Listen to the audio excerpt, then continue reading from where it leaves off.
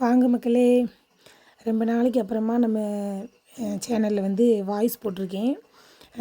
என்னன்னு பார்த்துட்டிங்கன்னா, இன்றைக்கி வந்துட்டு ஒரு பெரிய ஆனந்தம், பெரிய சந்தோஷம். என்ன சந்தோஷம், என்ன ஆனந்தம் அப்படின்னு சொல்லி கேட்டிங்கன்னா, நம்ம வந்து ஒரு சின்னதாக ஒரு ஹோட்டல் தொடங்கலாம் அப்படின்னு சொல்லிட்டு வேலை பார்த்துட்ருக்கோம்.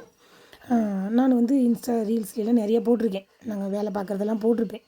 அப்பப்போ சின்ன சின்ன ஏன்னா வீடியோ போட மாட்டேங்கன்னு சொல்லி அண்ணனும் திட்டிகிட்டே இருப்பாங்க. அதனால் அப்பப்போ ஒரு வீடியோ போட்டுக்கலாம் அப்படின்னு போடுறது.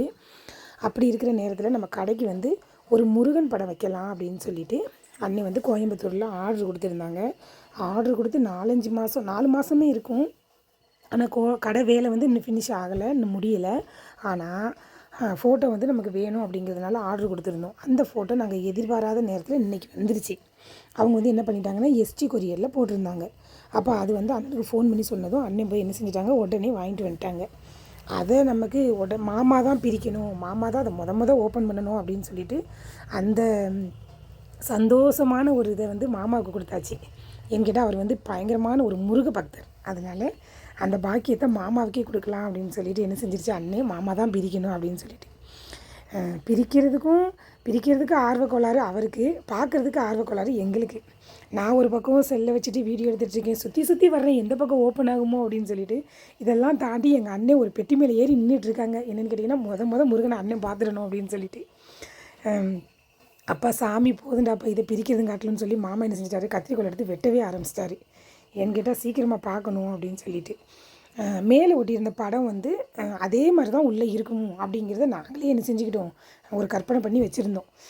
பிரித்ததுமே முருகனை பார்த்ததுமே பயங்கர ஒரு சந்தோஷம். ஏன்னு கேட்டிங்கன்னா, குழந்த வடிவத்தில் ராஜ அலங்காரத்தில் மொத நம்ம வீட்டுக்கு வந்த முருகனை எப்படி நம்ம வரவேற்கணும் அப்படிங்கிறத பார்த்திங்கன்னா எங்கள் சிரிப்புலேயும் எங்களுடைய பேச்சுலேயும் தான் தெரியும். ஆனால் நாங்கள் வந்து வாய்ஸ் கொடுத்துட்டோம், அதனால் தெரியலை, இல்லைன்னா தெரிஞ்சிருக்கும். ஏன்னு கேட்டிங்கன்னா அவ்வளோ ஒரு ஆனந்தம். முருகரை வந்து அப்படியே நம்ம வீட்டுக்குள்ளே தத்ரூபமாக வந்து முருகர் நிற்கிற மாதிரி இருந்தது. ஏன்னு கேட்டால் எங்களுடைய ஆனந்தத்தில் அப்படி தோணுதான்னு தெரியல. ஆனால் உண்மையிலேயே அப்படி தான் இருந்தது. உங்களுக்கு எப்படி இருக்குது அப்படிங்கிறத கமெண்ட் செக்ஷனில் சொல்லுங்கள். ஆனால் முருகன் படத்தை பார்க்குறப்ப கண்டிப்பாக எல்லாருக்குமே அப்படி தான் தோணும். ஏன்னு கேட்டால் உண்மையிலேயே அப்படி தான் இருந்தது.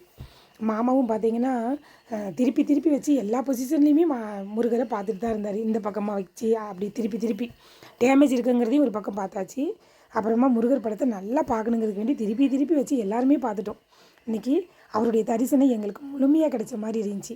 பழனிக்கு போகாமலே, திருச்செந்தூர் போகாமலே, ஆறுபடை போகாமலே இன்றைக்கி எங்கள் வீட்டுக்கு முருகரை நாங்கள் என்ன செஞ்சிட்டோம், கொண்டு வந்துட்டோம். அது ஒரு பேரானந்தம் எங்களுக்கு.